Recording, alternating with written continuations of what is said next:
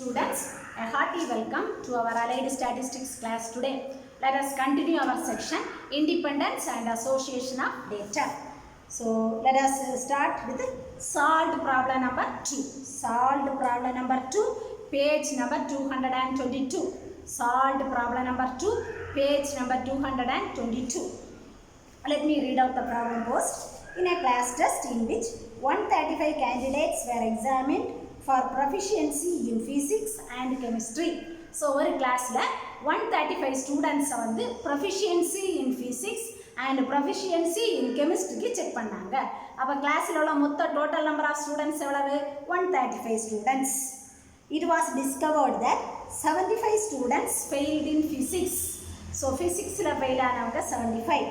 90 failed in chemistry. Chemistryல fail ஆனவங்க 90 students. And 50 failed in both. So, physicsலையும் chemistryலையும் ரெண்டுலையும் ஃபெயில் ஆனவங்க 50 students. Find the magnitude of association and state if there is any association between failing in physics and chemistry. Right? So இதில் என்னன்னா என்ன நம்ம ஃபைண்ட் அவுட் பண்ணணும். ஸோ டேட்டாலாம் கொடுத்துருக்காங்க. First of all you have to fix up the attributes. முதல்ல ஆட்ரிபியூட்ஸை fix பண்ணிட்டீங்கனால எந்த ப்ராப்ளமும் ஈஸியாக செய்திடலாம். We have to find out the magnitude of association. அப்போ அசோசியேஷனுக்கு மேக்னிடியூட் என்னது அப்படின்னு நம்ம ஃபைண்ட் அவுட் பண்ணணும். இப்போ அசோசியேஷன்னா Earle's coefficient of association. So உங்களுக்கு லாஸ்ட் கிளாஸில் நான் சொல்லி கொடுத்தேன் Q value, capital Q value, அதான் அசோசியேஷன். இப்போ கேபிட்டல் Q வேல்யூவை நீங்கள் ஃபைண்ட் அவுட் பண்ணீங்கன்னா that is the magnitude of association. Then and if there is any association between failures in physics and chemistry, failure in physics அது ஒன்றா வச்சுக்கோங்க, failure in chemistry இன்னொன்னா வச்சுக்கிடுங்க. ரெண்டுக்கு இடையில ஏதாவது அசோசியேஷன் உண்டா அப்படின்னு கேட்டிருக்காங்க. ரைட்? அப்போ we have to find out Q value. Q value calculate பண்ணி, ஸோ லாஸ்ட் கிளாஸில் நான் உங்களுக்கு சொல்லி கொடுத்தேன். Depending upon the value of Q, Qக்கு வேல்யூவை பேஸ் பண்ணி எப்படி அசோசியேஷன் இருக்கா, இண்டிபெண்டன்சி இருக்கா அப்படியெல்லாம் நம்ம சொல்கிறோம். அந்த நோட்ஸ் கிளியராக கொடுத்துருந்தேன். ஸோ அதை யூஸ் பண்ணி தான் now we are going to decide whether the attributes are independent or associated. Okay? So let us fix our attributes. கொஸ்டினில் இருக்கிறத வச்சே நம்ம நீட்டாக attributes ஃபிக்ஸ் பண்ணணும். ஸோ கொஸ்டினில் என்ன கேட்டிருக்காங்க? ஃபிசிக்ஸ்லையும் கெமிஸ்ட்ரியிலையும் ஃபெயிலியர்ஸ், அவங்களுக்கு இடையில ஏதாவது அசோசியேஷன் இருக்கா, இண்டிபெண்டன்சி இருக்கான்னு கேட்டிருக்காங்க.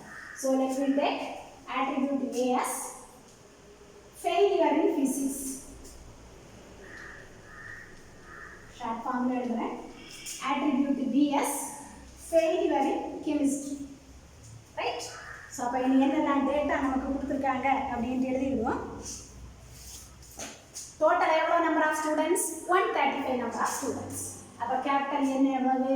Capital N is equal to 135 number of students.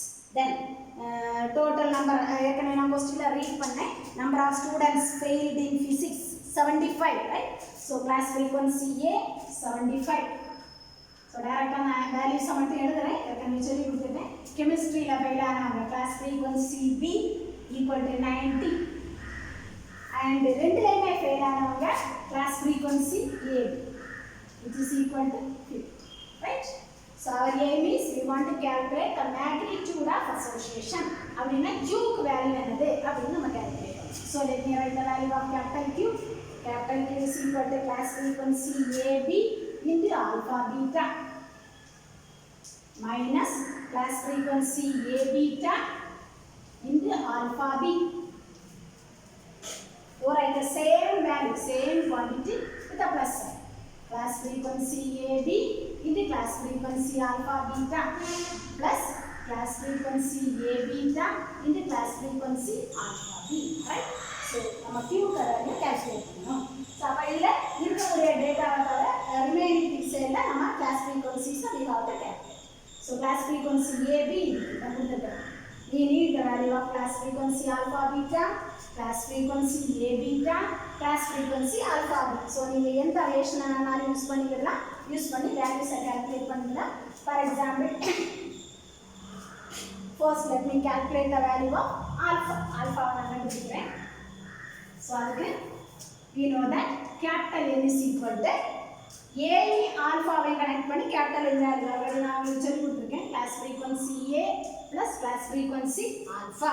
We know the value of capital N and we know the value of class frequency A. ரெண்டையும் போட்டுட்டீங்கன்னா ஆல்ஃபா வேல்யூ கிடைக்குமா? let me write the value class frequency alpha 60. So நீங்கள் எந்த வேலை வேணாலும் calculate பண்ணிக்கலாம், அது problem இல்லை. again capital N is equal to class frequency B plus class frequency beat. So எல்லா வேல்யூஸையும் சப்ஸ்டிட்யூட் பண்ணும்போது class frequency beta which is equal to 45. So நீங்கள் எல்லாம் கரெக்டாக நீட்டாக கால்குலேட் பண்ணிக்கிடணும். ஆன்சர் மட்டும் தென் ஸோ ஆல்ஃபா கால்குலேட் பண்ணிட்டோம், beta. So next our name is you want to calculate class frequency alpha beta, class frequency A beta, class frequency alpha beat. So இவ்வளோ calculate பண்ணணும். For that I am writing class frequency B. So this is class frequency AB plus class frequency alpha. Right? So idhula therija values ella podunga. Class frequency alpha வந்து 40. Right? Then class frequency A இதே மாதிரி எழுதுங்க. So class frequency alpha B. Then class frequency A எழுதிட்டோம்னா AB plus A beta. So from this we have the value of class frequency A beta. Class frequency A beta is equal to 3. Then one more thing, alpha beta கண்டுபிடிக்கணும். For that let us write class frequency alpha. Alpha B plus alpha. Right? அப்போ alpha B நமக்கு தெரியும். We have calculated alpha B and we know the value of alpha. ரெண்டு alpha தெரியும், alpha B தெரியும். Substitute பண்ணும்போது we can have the value of alpha beta which is equal to 20. Right? Now we can substitute everything, all those things in our Q quantity. Wells coefficient of association. That இதில் எல்லா வேல்யூஸையும் substitute பண்ணுங்க. Answer will be equal to 0. Right? So எல்லா வேல்யூஸையும் கரெக்டாக substitute பண்ணும்போது Q's value 0 value. So already I have given the definition. If the coefficient of Wells coefficient of association Q is equal to 0, we can say the attributes A and B are independent. அப்படின்னா ரெண்டு attributesக்கு நடுவில் எந்த விதமான அசோசியேஷனும் இல்லை, ரெண்டுமே இண்டிபெண்டாக உள்ளது. அப்படின்னா நம்ம என்ன கன்க்ளூஷன் சொல்லலாம்?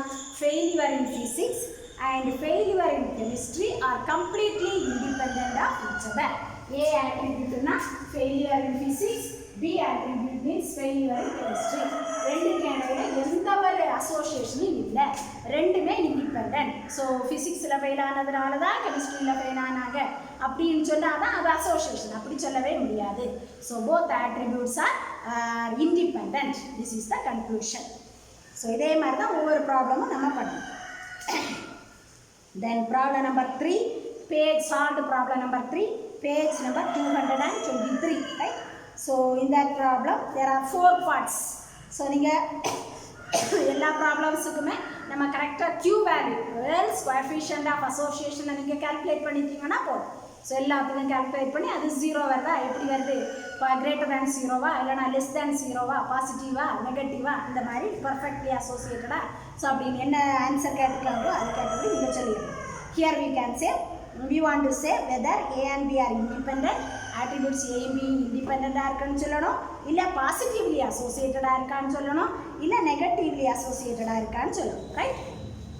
ஸோ அந்த ஃபஸ்ட்டு ப்ராப்ளமுக்கு மட்டும் அவங்க வந்து புக்கிலே பண்ணியிருக்காங்க, டெல்டாவுக்கு வேல்யூவை கேல்குலேட் பண்ணியிருக்காங்க. ஏன்னா இந்த first part capital N value is given, class frequency A given, B given, AB given. So இதில் யார் எந்த வேல்யூஸும் கேல்குலேட் பண்ண வேண்டாம், ஈஸியாக டெல்டாவுக்கு வேல்யூவை போட்டுட்டோன்னா அதிலேருந்து நமக்கு அந்த ஆன்சர் கிடச்சிடும். அப்போ டெல்டா கேல்குலேட் பண்ணியிருக்காங்க, நீங்களும் அப்படியே பண்ணிக்கிடலாம். Q கேல்குலேட் பண்ணணும்னா we want to calculate one or more quantities கொஞ்சம் கேல்குலேட் பண்ணிக்கிட்டு தான் அதில் சப்ஸ்டியூட் பண்ண முடியும்.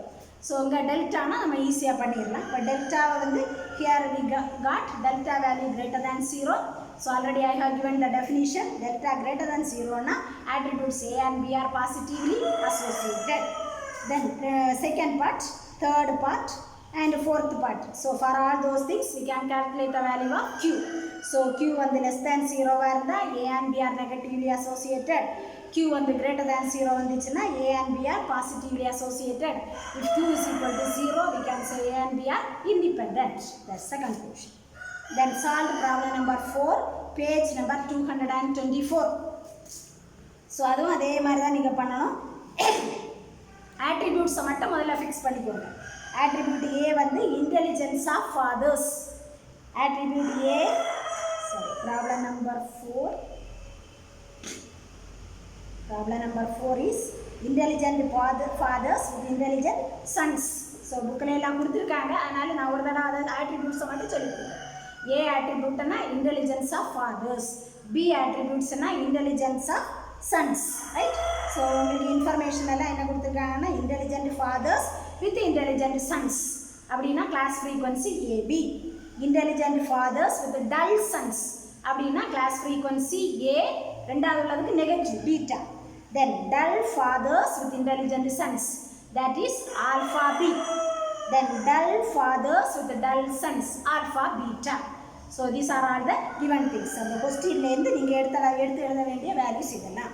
Then you calculate the value of Q. If Q is greater than 0, then we can say attributes A and B are positively associated. Positively associated. ஆனால் நமக்கு கொஸ்டின்ல என்ன கேட்டிருக்காங்களோ அதை வச்சு you have to write the conclusion. That is comment on the result. அதாவது நமக்கு என்ன கொடுத்துருக்காங்கன்னா intelligence of fathers and intelligence of sons. So நமக்கு ஆன்சர் வந்து பாசிட்டிவ்லி அசோசியேட்டட் அப்படின்னு வந்திருக்கு. அப்போ நம்ம என்ன சொல்லணும்னா intelligent fathers are likely to have intelligent sons. ரெண்டு பேருக்கு இடையில அசோசியேஷன் உண்டு. இன்டெலிஜென்ட் ஃபாதர்ஸுக்கும் தான் இன்டெலிஜென்ஸ் சன்ஸ் நிறைய கிடைக்கிற மாதிரி இருக்குது. அந்த மாதிரி அதான் பாசிட்டிவ்லி அசோசியேட்டட். இப்போ நெகட்டிவ்லி அசோசியேட்டட்னா இந்த மாதிரி நம்ம சொல்ல முடியாது, ரிவர்ஸ் சைடில் போயிடும். ஸோ பாசிட்டிவ்லி அசோசியேட்டட்னா இன்டெலிஜென்ட் ஃபாதர்ஸுக்கு இன்டெலிஜென்ட் சன்ஸ். அப்போ கொஸ்டினில் என்ன கேட்டிருக்காங்களோ அதை வச்சு you must write the conclusion. Then problem number 5, it is available in page number 224 and page number 225. ரெண்டு பேஜ்லேயுமா இருக்குது. Investigate from the following data between inoculation against smallpox and prevention from attack. So ஒரு table கொடுத்துருக்காங்க. So நீங்கள் ரெண்டு ஆட்ரிபியூட்ஸும் முதல்ல fix பண்ணணும். So A B the attribute inoculated, B B the attribute attack. Inoculated attack ரெண்டையும் வச்சுட்டு கிவன் டேட்டாவை நீட்டாக எழுதுங்க. Then you calculate the value of Q depending upon the value of Q. இங்கே வந்து கியூ வேல்யூ வந்து நெகட்டிவாக வந்திருக்கு, லெஸ் தேன் 0. அப்போ என்ன சொல்லுவோம், attributes A and B are negatively associated. அதுக்கு மீனிங் என்னன்னா inoculation and attack from smallpox are negatively associated. So அப்போ ரெண்டுக்கு இடையில பாசிட்டிவ் அசோசியேஷன் இல்லை. ஒன்று ஒரு சைடுலன்னா அடுத்தது அடுத்த சைடில் போடும். ரெண்டு ரிவர்ஸ் சைடில் இருக்கும். அதான் negatively associated. That is problem number 5.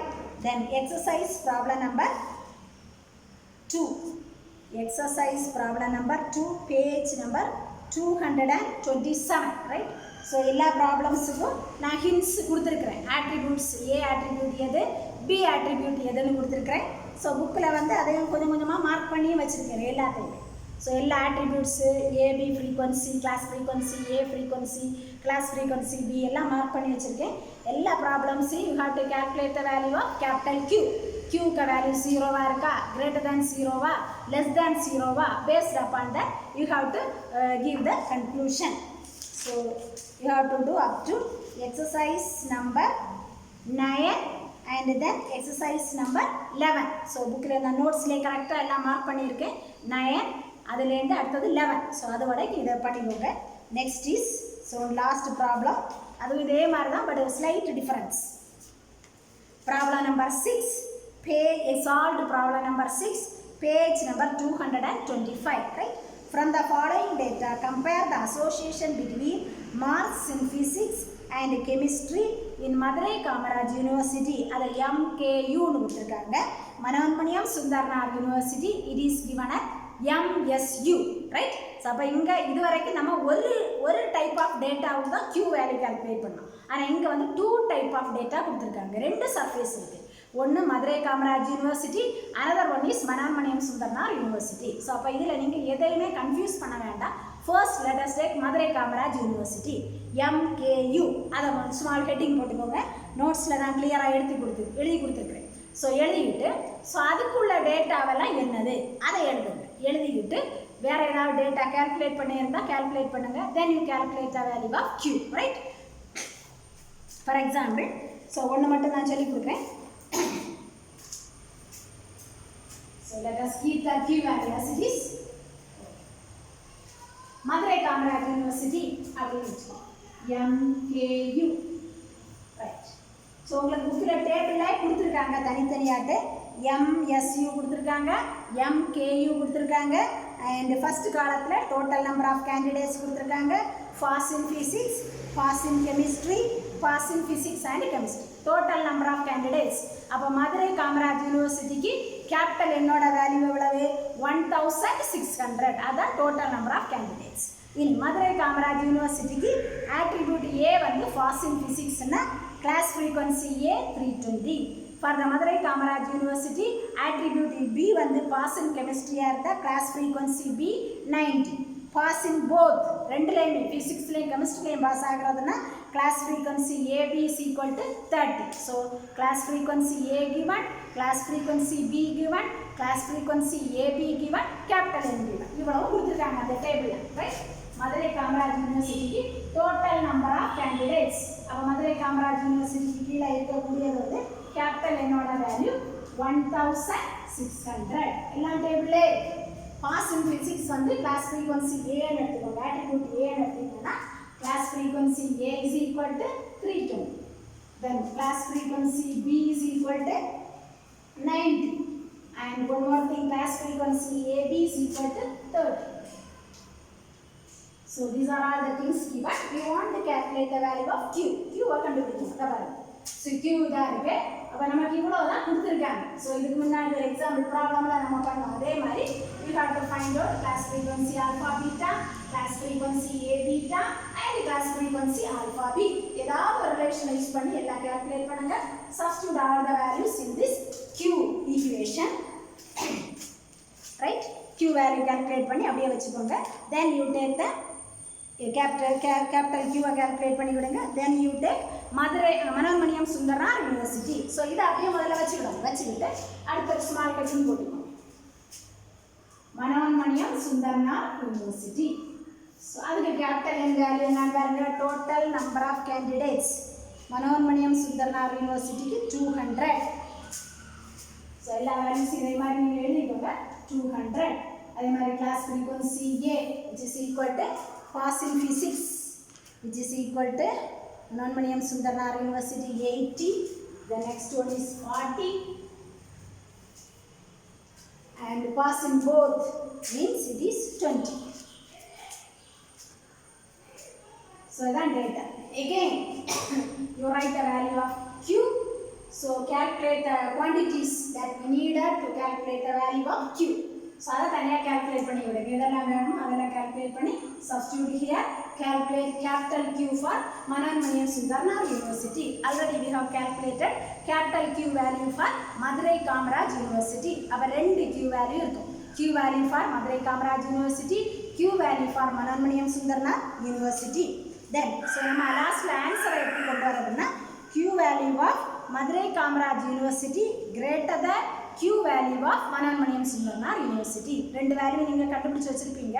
அப்போ அதுலேருந்து உங்களுக்கு கிடைக்கக்கூடிய ஆன்சர் என்னன்னா Q of Madurai Kamaraj university is greater than the Q of Manonmaniam Sundaranar university. Hence we can conclude that the association between the knowledge in physics and chemistry is greater in Madurai Kamaraj university than in Manonmaniam Sundaranar university. அப்போ Q value Madurai Kamaraj யூனிவர்சிட்டிக்கு Q value Manonmaniam Sundaranar யூனிவர்சிட்டியோட பெருசாக இருக்கிறதுனால நம்ம என்ன சொல்லலாம்? Knowledge of physics and chemistry ஸ்டூடெண்ட்ஸுக்குள்ள physics and chemistry knowledge வந்து மதுரை காமராஜ் யூனிவர்சிட்டிக்கு கிரேட்டராக இருக்குது, மனோன்மணியம் சுந்தரனார் யூனிவர்சிட்டிக்கு லெஸ்ஸாக இருக்குது அப்படின்னு கன்க்ளூஷனை பண்ணி முடிச்சிடணும். தென் ஒன் மோர் ப்ராப்ளம். ஸோ இதே மாதிரி தான் நீங்கள் பண்ணணும். Exercise problem number 10 page number 228. Exercise problem 10 page number 228. So you have to இங்கே நான் எல்லாமே மார்க் பண்ணி வச்சிருக்கிறேன் உங்களுக்கு. attributes A attribute னா literate males, B attribute னா unemployed males எல்லாம் மார்க் பண்ணி வச்சிருக்கிறேன். You calculate Q value for urban உள்ள காலத்துக்கு முதல்ல Q value calculate பண்ணுங்க. Then you calculate Q value for rural அப்படின்னு உள்ள காலம். urban னு தனியாக ஒரு காலம் இருக்கு, rural அப்படின்ட்டு again another column is available. Calculate Q value for rural and calculate Q value for urban. ரெண்டு வேல்யூயும் கால்குலேட் பண்ணுங்க. இப்போ மதுரை காமராஜ் யூனிவர்சிட்டி, மனோன்மணியம் சுந்தரனார் யூனிவர்சிட்டிக்கு நம்ம சொன்னோம்ல, அதே மாதிரி நீங்கள் கன்க்ளூஷனை எழுதுங்க. எங்கே ரூரலுக்கு Q வேல்யூ பெருசாக இருக்கா, அர்பனுக்கு Q வேல்யூ பெருசாக இருக்கான்னு பாருங்கள். அதை பேஸ் பண்ணி you write the conclusion. Okay. So with this we have completed our section 8.3 and also our unit 1. So first unit complete பண்ணியிருக்கோம். ஸோ இந்த யூனிட்டில் உள்ள கொஸ்டின்ஸை பேஸ் பண்ணி தான், சிலபஸை பேஸ் பண்ணி தான் you are going to write the first unit test. So ஒரு யூனிட் டெஸ்ட்டுக்கு, ஃபர்ஸ்ட் யூனிட்டுக்கு there is one unit test. You have to answer for 20 questions. So இது வரைக்கும் பிரின்சிபல் இன்ஸ்ட்ரக்ட் பண்ணியிருக்கிறது படி உங்களுக்கு வந்து 20 கொஸ்டின்ஸ், பிஜி ஸ்டூடெண்ட்ஸுக்குனா 15 questions, right? they have to answer all the questions are of multiple choice type. So அப்போ நீங்கள் வந்து நிறைய நம்ம யூஸ்வலாக நம்ம யூனிட் டெஸ்ட் எல்லாம் எழுதுகிற மாதிரி, இன்டர்னல் டெஸ்ட் எழுதுகிற மாதிரி நிறைய பேப்பரில் எழுத வேண்டியது இருக்காது. Already I am supplying you each and every day. I am supplying one Google form. ஒரு ஃபார்ம் நான் உங்களுக்கு கொடுக்குறேன், ஒவ்வொரு நாளைக்கும் ஒரு ஃபார்ம் கொடுக்குறேன். ஸோ அதில் வந்து ஒரு கொஸ்டின் கீழே நான் கேட்குறேன், மல்டிபிள் சாய்ஸ். நம்ம படித்த சப்ஜெக்ட்லேருந்து ஒரு கொஸ்டினும் கேட்டு ஒரு 3-4 சாய்ஸ் ஆப்ஷன்ஸ் கொடுப்பேன். அதில் கரெக்ட் ஆப்ஷனை you have to mark. So அந்த மவுஸை யூஸ் பண்ணி நீங்கள் கரெக்ட் ஆப்ஷனை மார்க் பண்ணணும். அவ்வளோதான் டெஸ்ட், யூனிட் டெஸ்ட். 20 கொஸ்டின்ஸ் இருக்கும். ஸோ எல்லாமே மல்டிபிள் சாய்ஸ் கொஸ்டின்ஸ். அப்போ அதனால் நீங்கள் வந்து ஃபுல்லாக எல்லாம் நீட்டாக ரீட் பண்ணணும். நான் கொடுத்த எல்லா நோட்ஸும் படிக்கணும். ஸோ புக்கையும் ஃபுல்லாக நீங்கள் ரீட் பண்ணணும். ஸோ முடிஞ்சால் புக்கில் இருக்கக்கூடிய அந்த போர்ஷன்ஸையும் கூட நீட்டாக ரீட் பண்ணிக்கோங்க.